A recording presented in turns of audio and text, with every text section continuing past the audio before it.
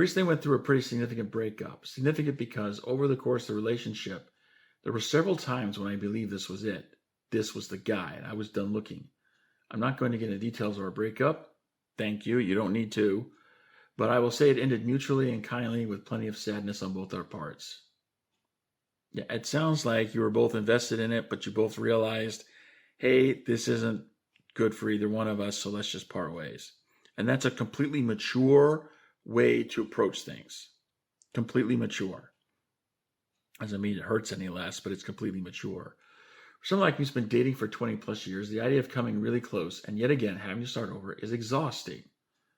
Yeah. The first weeks after our breakup, I remember telling several people, I am done. Well, yeah, that's just you saying you don't want to be hurt anymore. The response I got from almost everyone can be summed up like this.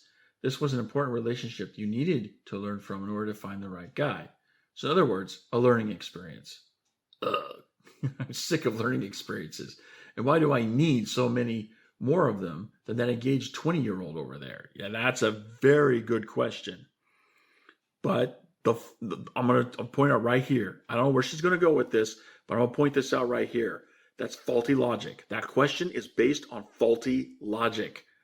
Because what you're doing is you're comparing the price you have to pay to get something versus the price someone else has to pay.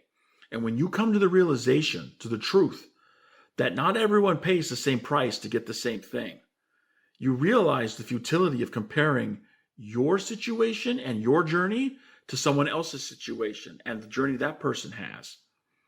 Because we all don't pay the same price to get to the end result. We don't pay. We're all wanting to see the same show, but we don't all pay the same price for a ticket.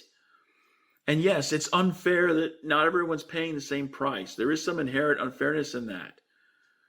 But there is perfect fairness in knowing that through the atonement of Jesus Christ, all the inequities that we have in this mortal existence are going to be cleared up.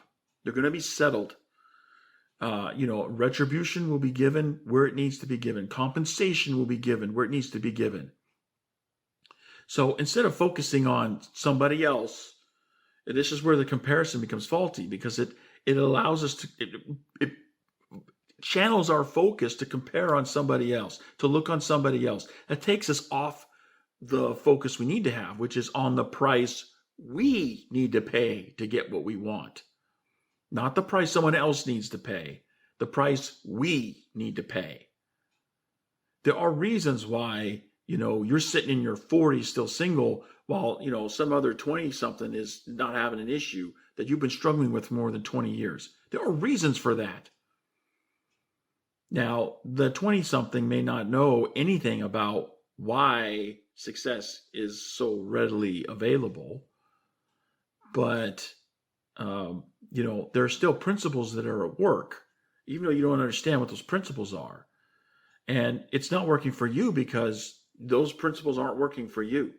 And you can change that. You can make choices in your own life so that you adopt true principles. And you don't have to have these learning experiences over and over again. You just got to get grounded in fundamentals. And that's what we talk about here on the World of Ted, Join the Journey Radio. Get on the bandwagon here, peeps.